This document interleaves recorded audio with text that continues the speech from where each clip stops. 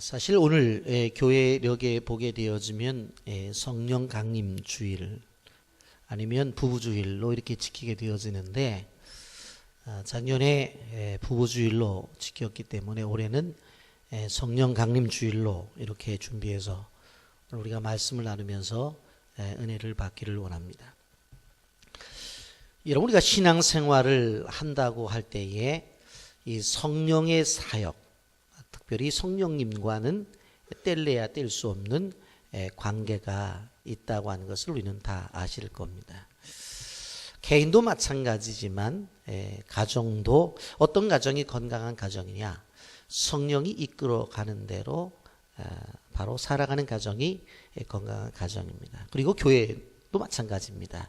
어떤 교회가 건강한 교회냐, 그 성령의 인도하심을 따라 순종하며 나가는 그러한 교회가 바로 건강한 교회라고 하는 것을 우리는 알아야 됩니다.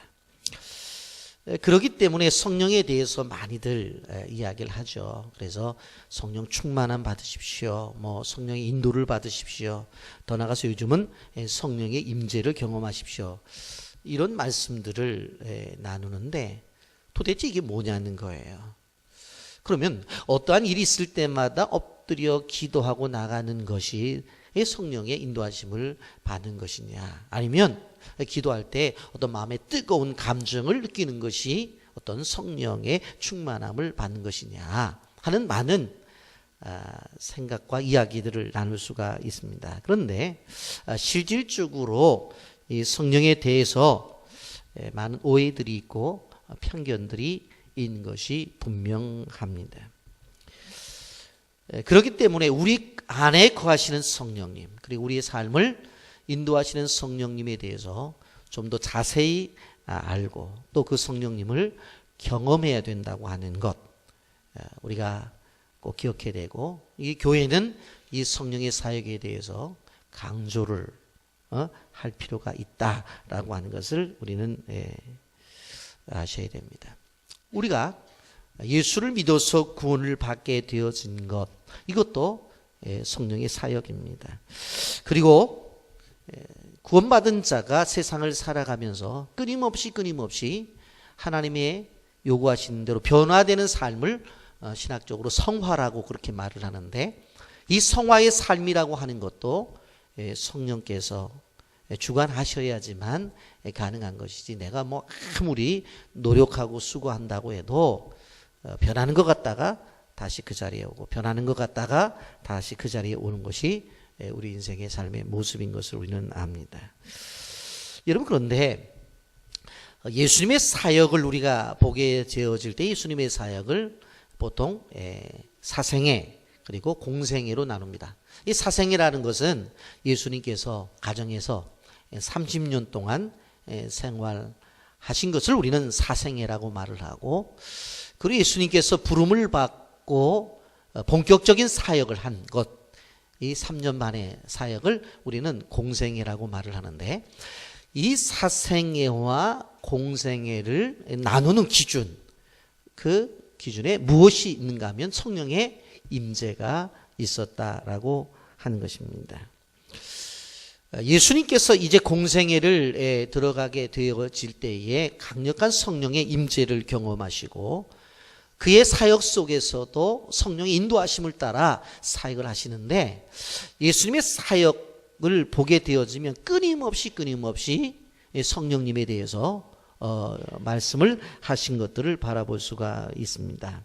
여러분, 우리가 기억해야 될 것은 무엇인가 하면 성령의 임재를 통해서 이렇게 예수님이 사역의 시작을 알리셨고, 그리고 또한 사역 속에 성령의 놀라운 은혜를 입혀서 사역을 하셨는데, 오늘 우리가 본문을 통해서 좀 생각해 볼 것은 뭐냐면, 이 성령님의 수많은 사역들 속에서 이 성령님이 하신 사역이 있어요. 그게 뭔가 하면 예수님을 향해서 귀한 말씀을 해주셨는데, 그걸 상담학적으로 보게 되어지면 결국 예수님의 어떤 자존감을 세워 주셨다라고 하는 것을 볼 수가 있습니다. 그래서 오늘 설교 제목이 뭐냐면 성령과 긍정적 자존감이라고 하는 제목을 가지고 여러분들과 말씀을 나누기를 원하는 것입니다. 여러분, 우리가 세상을 살아가면서 긍정적인 자상과 그리고 긍정적인 모습을 가지고 살아갈 때에 그 사람이 행복한 사람이다, 그렇게 말씀을 드릴 수 있습니다.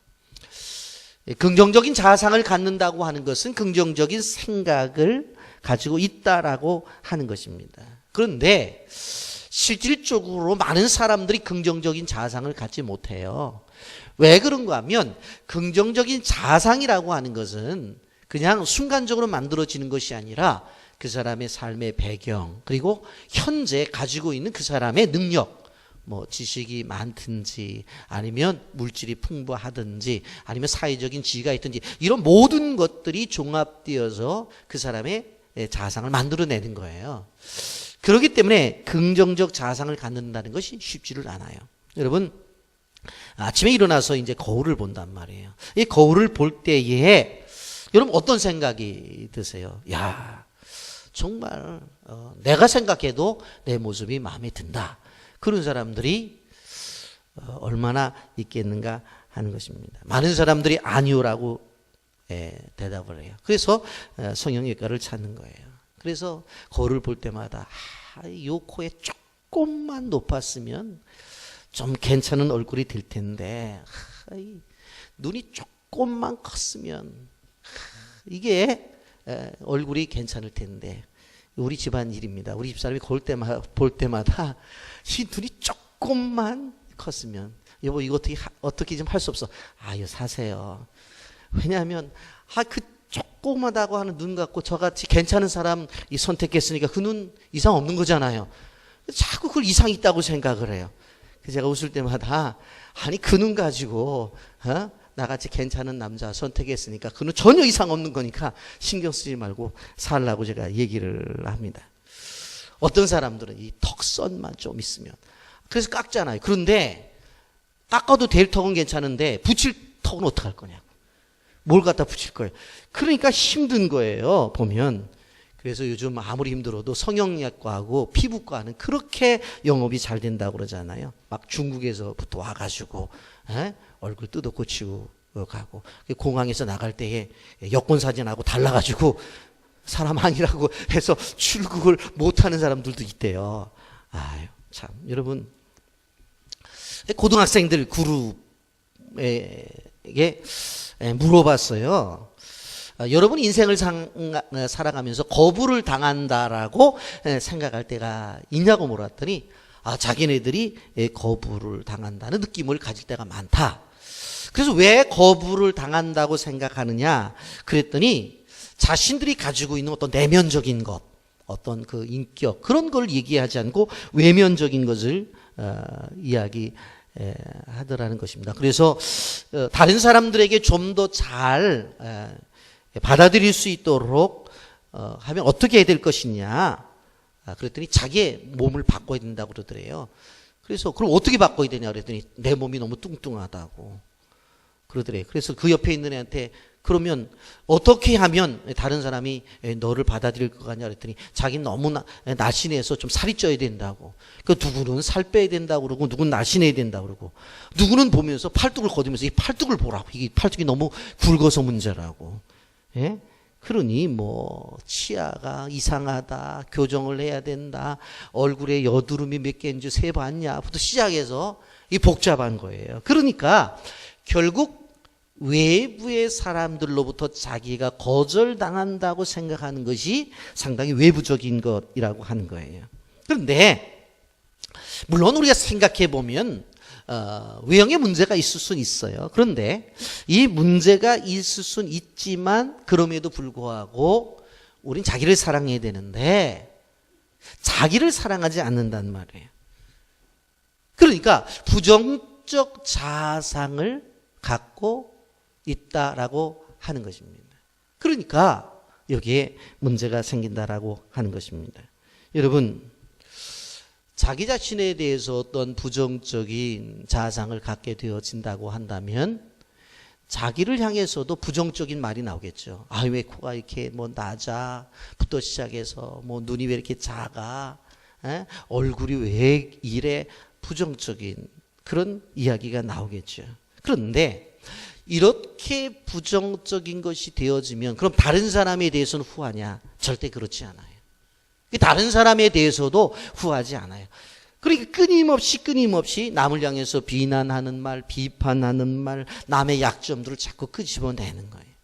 여러분, 우리가 한번 생각을 해봐야 되는 것이, 우리가 그리스도 안에서 한 가족을 이루고 살아가는데 먼저는 자기들에 대해서도 긍정적인 어떤 생각들을 가지고 긍정적인 고백들이 계속 나와야 되는 거예요.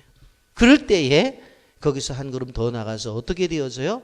타인을 향해서도 바로 긍정적인 그러한 고백들이 나온다고 하는 것입니다. 그러므로 우리가 알아야 될 것은 무엇인가 하면 바로 성도들은 말조심을 해야 된다고 하는 것입니다. 실질적으로 비난하고 상대를 무시하는 말은 이를 악물고라도 해서는 안 돼요.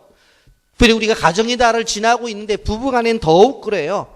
여러분, 부부 치료자가 하는 말이 무엇입니까? 절대로 비난하는 말과 상대방을 경멸하는 말을 하지 말아라. 여러분, 대부분의 부부가 헤어지는 이유가 무엇입니까? 말부터 시작이 되어지는 거예요. 많은 사람들이 성격 차이라고 이야기를 해요. 그런데 사실은 그 성격 차이인데 어디서부터 시작되어지는 거예요? 그 성격이 나타나는 건 어디서부터? 말로부터 시작이 되어지는 거예요. 그 말이 얼마나 중요해요. 남에게 존경하는 말, 남을 인정하는 말, 감사하는 말들이 계속 우리가 고백되어진다면 우리의 인생의 삶이라는 것은 100% 달라질 수 있다라고 하는 것을 우리가 알아야 됩니다. 그래서 가족 간의 말, 이 대화가 더욱더 우리가 좋아져야 된다라는 것을 우리는 기억해야 됩니다. 여러분, 마음이라고 하는 것이 건강한 자아상에서부터 시작된다고 했는데 어떤 상담학자가 이런 말을 했어요. 인간에게는 세 가지의 거울이 있다. 하나는 그 거울을 보면 본인의 얼굴보다도 길쭉하게 보이는 얼굴이 하나 있고, 또 하나의 거울은 본인의 얼굴보다도 짧게 보이는 얼굴이 있대요. 그리고 마지막은 자기 얼굴 그대로를 보여주는 거울이 있다는 거예요. 그러니까 어떻게 보면 길쭉하게 보이기도 하고 어떻게 보면 짧게도 보이는데 그 속에서 우리는 제대로 보이는 거울을 볼 수 있는 그런 사람이 되어져야 된다라고 하는 것입니다. 오늘 말씀의 중심은 어디에 초점이 있느냐? 우리 인생을 살아가면서 긍정적 자존감과 건강한 자존감을 가져야 된다. 성령께서 우리에게 임재가 되어지면 이렇게 긍정적인 자존감과 건강한 자존감을 갖게 된다라고 하는 것인데, 조금 더 우리 젊은이들 표현을 쓴다고 한다면 건강한 셀프 이미지라고 표현할 수가 있어요. 건강한 셀프 이미지. 따라서 하세요. 건강한 셀프 이미지. 건강한 셀프 이미지를 갖자라고 하는 것입니다. 여러분, 건강한 셀프 이미지를 갖자. 그러면 자기 자신에 대해서 건강한 자아상을 갖게 되어지면 뭐가 바뀌어져요? 말이 바뀌어져요. 그리고 행동이 바뀌어져요. 다른 사람들에 대한 반응이 바뀌어지는 거예요. 왜? 자신감이 있으니까. 자신감이 있으니까. 여러분, 오늘 이러한 것을 예수님의 어떤 성령의 임재의 사건을 통해서 말씀을 나누고자 하는 것입니다. 여러분, 예수님이 사역을 시작할 때에 바로 세례를 받으시잖아요. 그리고 기도를 하게 되어지는데, 기도할 때 하늘이 열려요. 하늘문이 열려요. 여러분, 21절 말씀 보십시오. 백성이 다 세례를 받을세 예수도 세례를 받으시고 기도하실 때에 하늘이 열리며라고 그랬어요. 기도하실 때에 하늘이 열렸다. 이런 이스라엘 민족은 실질적으로 하늘이 열리는 이러한 현상을 오랫동안 보지를 못했어요. 말라기 선지자가 말씀을 전하고 나서 무려 세례 요한이 나타날 때까지 선지자가 없었어요. 그 기간이 몇 년이에요? 400년이에요. 그래서 신학적으로 이 시기를 뭐라고 말해요? 암흑시기라고 말을 해요. 말라기 선지자가 말씀을 외치고 나서 하나님이 선지자를 세우잖아요. 직접적인 말씀도 없었어요. 예수님을 예언한 세열의 요한이 나타날 때까지 깜깜했다는 거예요. 그런데 이제 세례 요한이 나타나고 그 다음에 예수님이 나타나서 바로 하늘문이 열려요. 그런데 언제 하늘문이 열렸다고 했어요? 기도하실 때. 여러분, 예수님도 기도하실 때 하늘문이 열렸다고 한다고 하면 우리는 어떻게 해야 돼요? 당연히 기도해야 되죠. 당연히. 예수님도 기도하셨을 때 하늘문이 열렸는데 우리가 기도 안 하고 하늘문 열려고 하세요? 절대 그럴 수가 없어요. 여러분, 사도들 보세요. 예수님께서 승천하시면서 제자들에게 뭐라고 말했어요? 예루살렘을 떠나지 말고 기도해라. 그래서 마가의 다락방에서 120명이 열심히 기도했더니 하나님의 능력이 임하잖아요. 성령 충만이 임하잖아요. 성령의 은혜를 받고 베드로가 나가니까 3,000명이 회개하고 돌아오고 나중에 5,000명, 나중에 셀 수 없는 인원이 되었다고 말을 해요. 여러분, 기도와 성령의 임재는 뗄래야 뗄 수가 없어요. 기도와 하늘문이 열리는 것은 뗄래야 뗄 수가 없다는 거예요.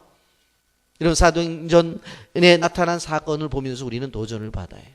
여러분, 창세기 28장에도 보면 야곱이 들판에서 잠을 청하죠. 여러분, 그랬더니 하늘문이 열려요. 어떤 학자는 이때 무조건 피곤해서 잠잔 것이 아니라 잠자면서 하나님 앞에 기도하다가 잠들었다는 거예요. 그랬더니 사닥다리가 탁 쓰더니 하나님의 사자들이 오르락내리락 오르락내리락. 그 경험이 있은 다음에 어떻게 되어져요? 바로 야곱이 힘을 얻어가지고 삼촌 바단 아람 집으로 출발하는 것을 볼 수가 있습니다. 여러분, 사도 요한이 밤모섬에 끌려가요. 그 기도 중에 어떻게 되어져요? 하늘문이 열려요. 그리고 하나님의 계시를 받아서 계시록을 기록한 것을 볼 수가 있어요. 계시록 1장 11절에 보면 이르되 내가 보는 것을 두루마리에 써서 그랬어요. 내가 보는 것을 두루마리에 써라. 에베소, 서마나, 보가모, 두아디라, 사데, 빌라델비아, 라우디게아, 이런 7 교회에 편지를 보내라. 그렇게 말씀해서 그가 편지를 써서 다 보내잖아요. 여러분, 우리가 인생을 살아가면서 사람으로서 할 수 없는 일들이 너무나 많아요. 그러면 이렇게 사람의 이성을 뛰어넘는 일들을 경험해야 되는, 신비스러운 영적인 일을 경험해야 되는데, 여러분, 무엇을 통해서? 기도할 때에 하늘문이 열린다는 것을 기억하시기를 바랍니다. 그래서 깊은 기도가 필요한 거예요. 여러분, 세상을 살아가면서 한계를 느낄 때가 얼마나 많아요. 내 능력과 내 힘으로 안 되는 일들이 우리 앞에 얼마나 많습니까? 여러분, 광야에서 돌베개를 베고 잤던 야곱처럼 아무것도 할 수 없어서 산속에서 잠을 취하고 있는 야곱, 의지할 데가 없어요. 그럼에도 불구하고 우리 할 수 있는 한 가지가 있어요. 무엇입니까? 기도입니다. 하늘문이 열리도록 기도하는 수밖에 없습니다. 여러분, 사람을 의지해도 사람이 도움이 안 될 때가 많이 있는 것을 보게 되었습니다.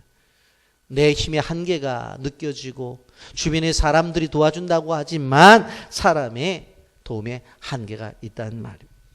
그렇다고 한다면 하나님의 도움을 받아야 되는데 하나님의 도움을 받기 위해서는 어떻게? 기도해야 돼요. 그럴 때 하늘문이 열리는 것입니다. 하나님께서 개입하시면 바로 하나님의 역사가 시작이 되어지고 하나님이 운행하신다는 말이에요.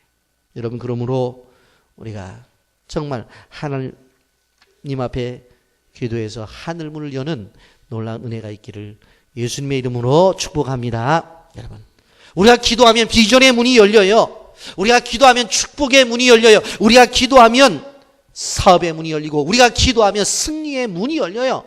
우리 앞에 닫혀있던 것들이 다 열려진다는 것을 우리는 기억해야 돼요. 히브리서 4장 16절에 이렇게 말씀합니다. 그러므로 우리는 긍휼하심을 받고 때를 따라 돕는 은혜를 얻기 위하여 은혜의 보좌 앞에 담대히 나갈 것이니라. 여러분, 우리가 알아야 될 것이 뭐예요? 우리가 하나님께서 우리에게 주신 은혜를 얻기 위해서 은혜의 보좌 앞에 담대히 나가야 된다고 하는 것입니다. 하나님께서 우리에게 때를 따라 도와주시기 위한 은혜가 있어요.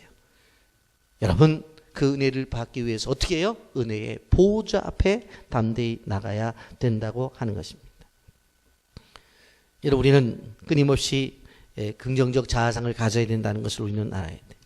세상의 사람들은 좋은 대학을 가지고 나왔을 때에 긍정적인 자아상을 가져요. 어떤 사람들은 자신의 삶 속에서 부유함이 있을 때에 내가 이 정도의 재정적인 능력이 있지 해서 긍정적 자아상을 가져요. 어떤 사람들은 좋은 직장에 취직을 하게 되면 목에 힘을 줘요. 이런 것들이 긍정적 자아상을 주는 조건이란 말이에요. 그런데 우리는 무엇이에요?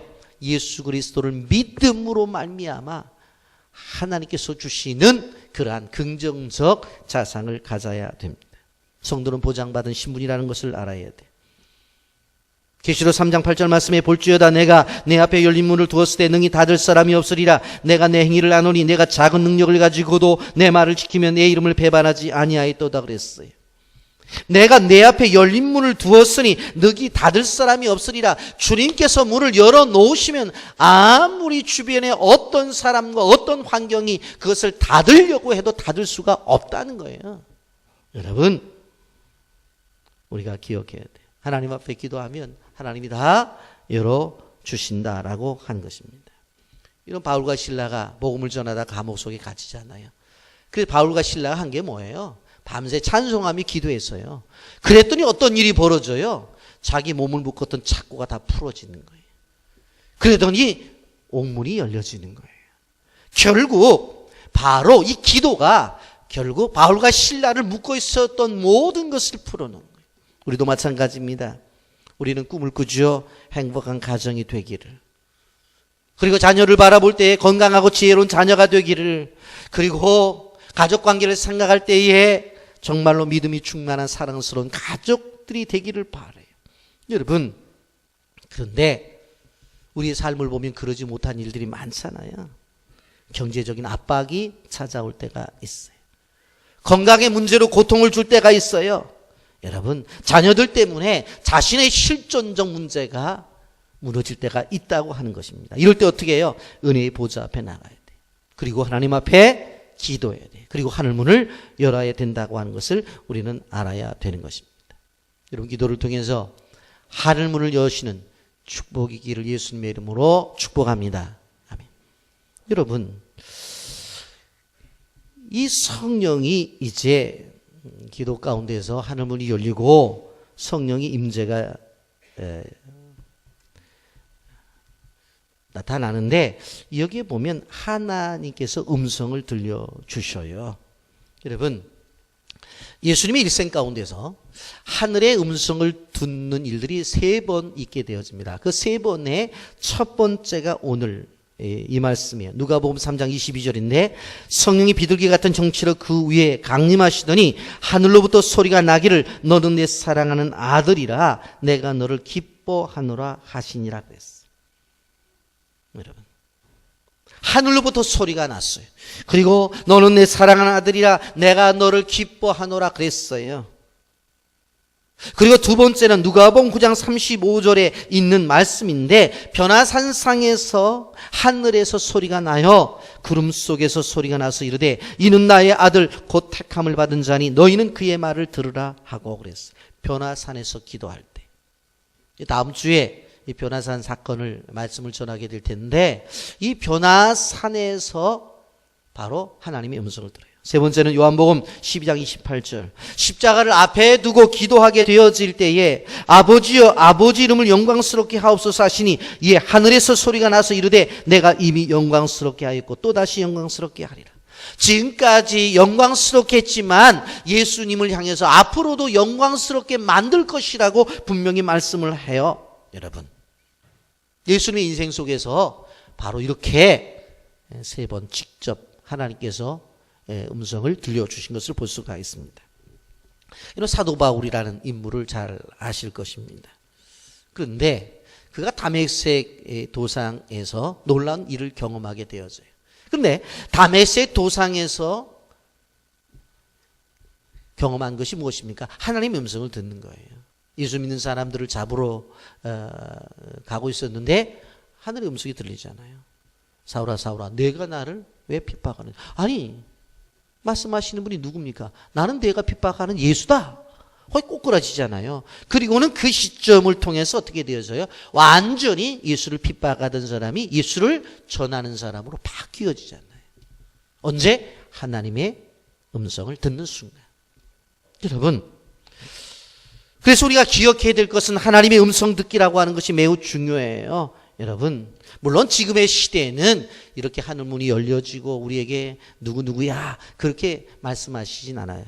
이렇게 성경을 읽을 때나 또 하나님의 말씀을 듣는 설교를 통해서나 또 성경을 연구하는 제자훈련을 통해서나 또 하나님의 말씀 들은 것을 묵상할 때나 이러할 때에 하나님께서 내 마음에 감동을 주시고 우리에게 말씀을 주시는 것을 볼 수가 있습니다. 여러분, 성경은 이러한 시대를 살아가는 우리들이기 때문에 더욱더 강력하게 성령이 함께 하셔야 돼요. 왜? 성경 말씀을 쭉 읽잖아요. 그런데 이 말씀이 내게 주신 말씀이라고 팍 와닿는 건 누가 하시는 거예요? 성령께서 하시는 거예요.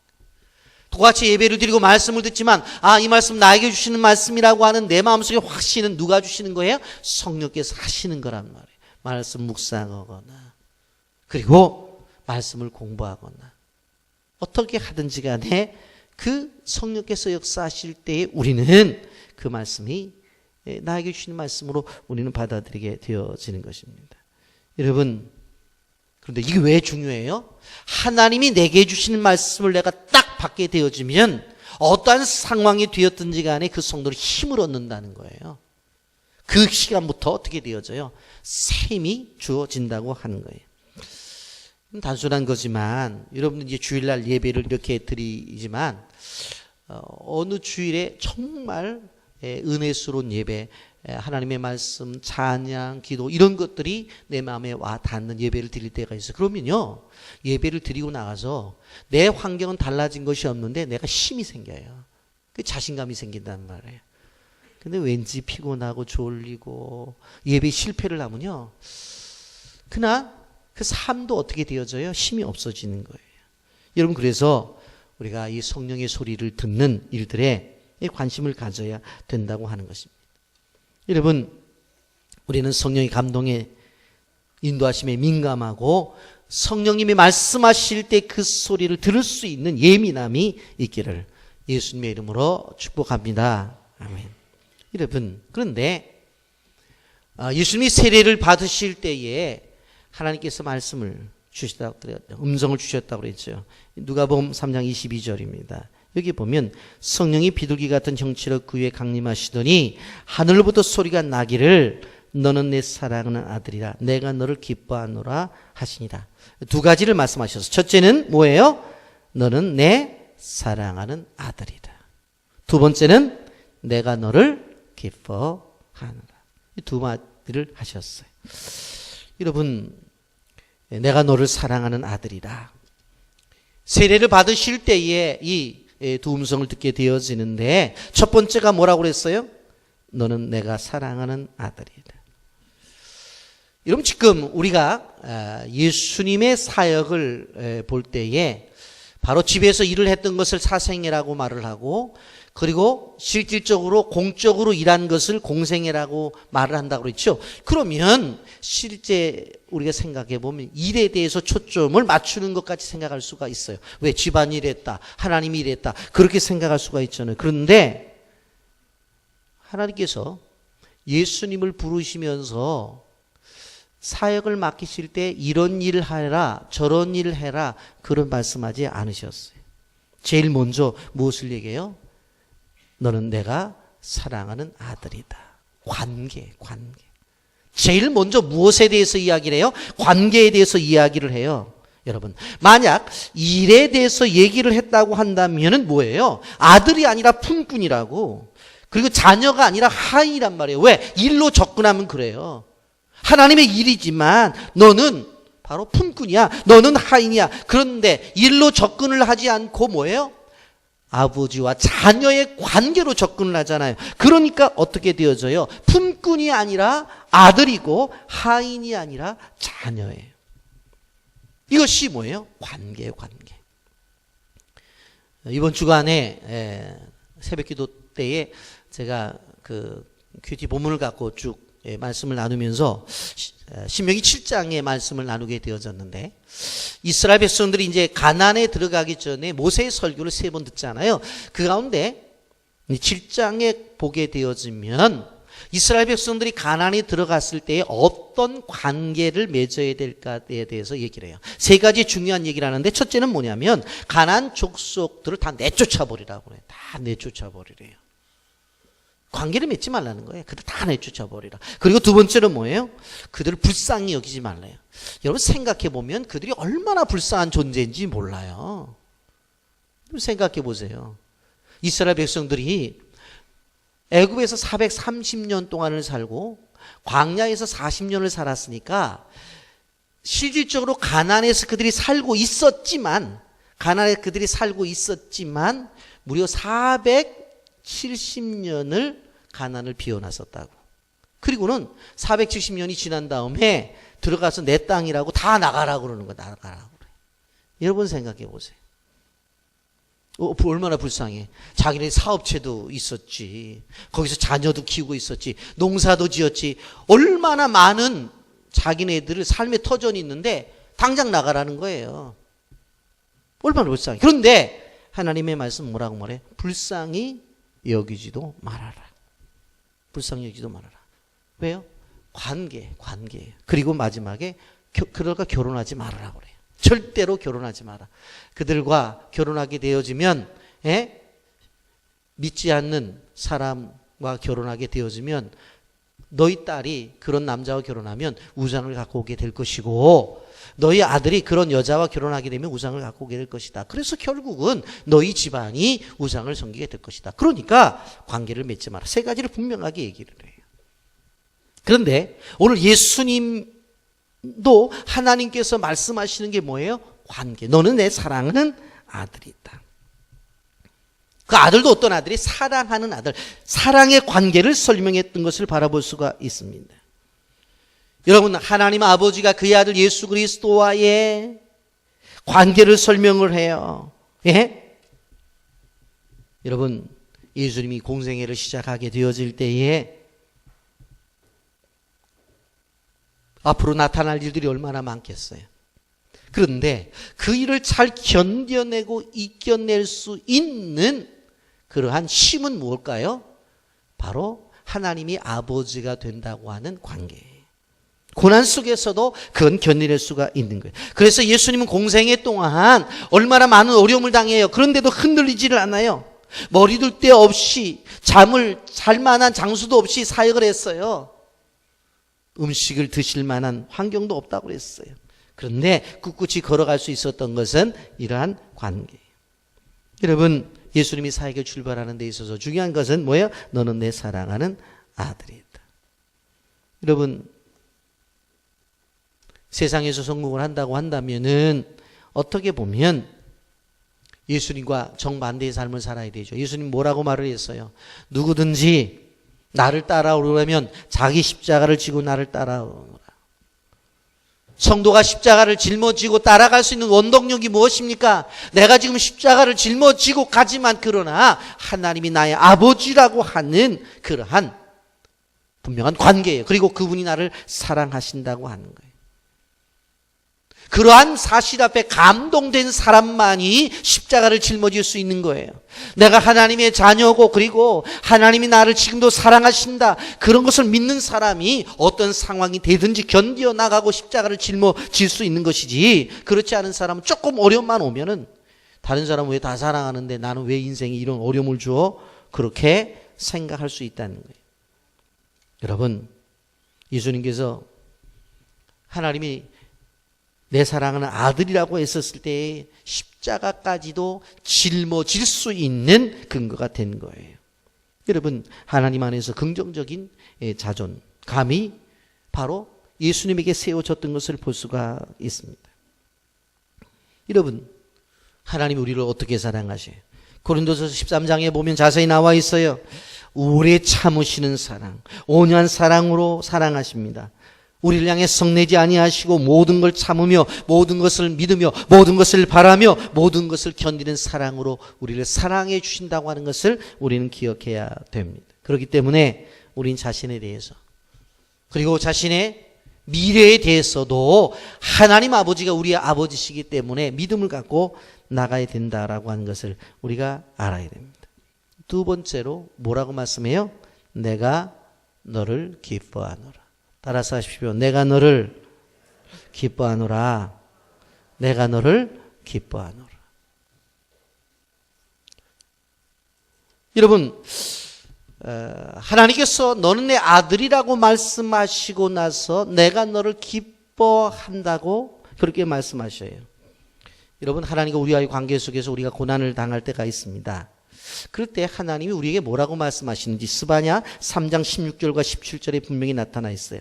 스바냐 3장 16절에 보면 그날에 사람이 예루살렘에 이르기를 두려워하지 말라 시온아 내 손을 늘어뜨리지 말아라. 왜냐하면 전쟁의 소식은 들리죠. 그것을 통해서 자기가 살고 있었던 땅이 쑥대밭이 된다는 그러한 예언의 말씀이 들려져요. 그러니까 맥이 딱 빠지잖아요. 맥이 딱 빠지죠. 그런데 하나님께서 말씀을 하세요. 스바냐서 3장 18절에 너희 하나님 여호와가 너희 가운데 계시니 그는 구원을 베푸실 전능자시라. 그가 너로 말미암아 기쁨을 이기지 못하시며 너를 잠잠히 사랑하시며 너로 말미암아 즐거이 부르며 기뻐하시리라. 그리고 우리가 찬송하잖아요. 너의 하나님 여호와가 너의 가운데 계시니 찬송하잖아요. 그분은 구원을 베푸실 전능자. 우리로 말미암아 기쁨을 이기지 못한다고 그랬어요. 잠잠히 사랑하시며 우리를 즐거이 부르며 기뻐하신다고 그랬어요. 우리가 부족해도 기뻐하세요. 우리가 연약해도 기뻐하세요. 우리가 실패해도 기뻐하세요. 우리가 넘어져도 기뻐하세요. 저는 신명기 요새 새벽에 묵상을 하면서 하나님의 사랑이 이렇구나 그걸 깨달았어요. 여러분 이스라엘 백성들이 출애굽을 해서 가나안에 들어가는 데까지 그렇게 오래 걸리는 시간이 아니에요. 빨리 가면 열흘 2주만이면 갈 수 있는 그러한 거리인데도 불구하고 무려 몇 년이 걸렸어요? 40년이 걸리잖아요. 근데 40년 걸린 이유가 뭐예요? 그들이 죄 지어서 그렇잖아요. 그들이 죄 지어서. 그런데 생각해 보세요. 죄를 지었어요. 그게 40년 동안 방황을 하는데도 아침에는 만나 주셨어요? 안 주셨어요? 주셨어요. 죄 지었는데 만나 주셨잖아요. 죄 지었는데 고기 먹고 싶다니까 메추라기 주셨다고. 죄 지었음에도 불구하고 반석에서 생수 주셨다니까는요. 죄 지었는데도 불구하고 뭐해요? 옷 헤어지지 않고 아무리 걸어도 발이 부르트지 않았다고 그랬어요. 여러분 우리가 자녀를 낳아서 키워보면 자녀들이 완벽해서 그 아이를 보면서 기뻐하고 즐거워합니까? 아이들이 하는 주된 일이 뭐예요? 먹고 똥 싸고 오줌 싸고 배고프면 울고 그거예요. 그런데도 부모들은 웃으면서 그걸 맞아줘요. 여러분 우리가 마찬가지. 우리가 뭐 완벽해서 하나님이 우리를 기뻐하시는 줄 아세요? 아니에요. 우리가 부족해도 기뻐하세요. 우리가 연약해도 기뻐하세요. 우리가 실패해도 기뻐하시는 거예요. 그래서 내가 너를 기뻐하노라 라고 말씀하시는 그 주님이 기뻐하신다는 것은 우리의 형편과 환경 그것과 상관없이 일반적인 기쁨이라고 하는 것을 알아야 돼요. 어떻게 보면 쓸모없고 그런 존재임에도 기뻐하고 즐거워한다고 하는 것을 우리가 기억해야 되는 것입니다. 여러분, 자, 이 말씀을 정리해 나가려고 합니다. 여러분 생각해 보세요.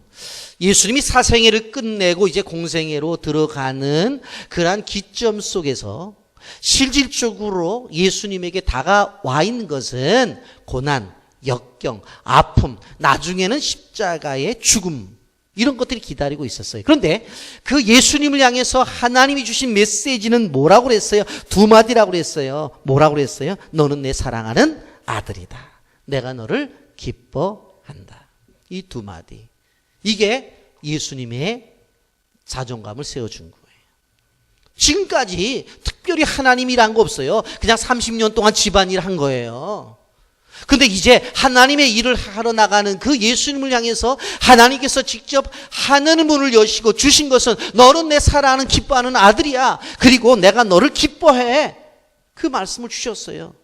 예수님이 그 말씀에 힘을 얻고 사역을 시작하셨다는 것을 우리는 기억해야 되는 것입니다. 여러분, 우리는 깨달아야 돼요. 우리가 쓸모없고 하찮은 그러한 존재라고 생각하지 마세요. 그리스도 안에서 모든 성도들은 누구나 가능성이 있어요. 바로 하나님께서 분명히 하늘을 여시고 여러분들에게 주는 메시지가 뭐예요? 바로 너는 내 사랑하는 아들이다, 딸이다. 그리고 내가 너를 기뻐하노라 하는 음성을 주신다는 사실을 기억하시기를 바랍니다. 여러분, 이러한 음성이 왜 필요해요? 우리가 이런 것들을 들게 될 때에 긍정적 자존감을 가질 수가 있다라고 하는 것입니다. 긍정적 자존감을 갖게 되면 얼굴이 환해요. 그리고 그러한 사람들이 살아가는 공동체는 행복한 공동체가 되어지는 거예요. 행복한 가정이 되어져야 되는 거예요. 여러분, 우리는 생각을 바꿔야 돼요. 관점을 바꿔야 됩니다. 말씀을 통해서 우리의 삶을 다시 재정비해야 된다는 것을 우리는 알아야 돼요. 그 말씀을 통해서 생각을 해보면 우리 생각이 달라져요. 우리의 상황이 달라져요. 그리고 우리는 긍정적 자존감을 가질 수 있어요. 여러분, 우리는 그러기 위해서 먼저 하늘 문을 여는 기도를 하시기를 주님의 이름으로 축복합니다. 이 자리를 빌어서 부탁을 드릴게요. 새벽 기도 좀 나오세요. 그리고 새벽에 나오기 힘드시면 낮에라도 교회 와서 끊임없이 와서 기도하고 이렇게 이를 보는 생활의 습관이 필요하다고 하는 것을 우리는 기억해야 되는 것입니다. 하늘 문을 여는 기도. 그러면 내가 이 세상 속에서 하나님이 정말 인정하는 스페셜한 존재가 될 수 있다는 것을 우리는 기억해야 돼요. 내가 가치로운 존재가 되어서 이 세상 속에서 인정을 받고 내가 그러한 자긍심을 갖기 위해서는 뭐가 필요하다는 거예요? 기도가 필요하다는 것을 우리는 기억해야 됩니다. 오늘 말씀을 들은 이 순간부터 이전과 다른 인생을 사시기를 주님의 이름으로 축복합니다. 이러한 음성을 듣게 되면 앞에 고난이 다가와도 걱정할 필요가 없어요. 십자가의 길이 준비가 되어 있다고 해도 걱정할 필요가 없다고 하는 것입니다.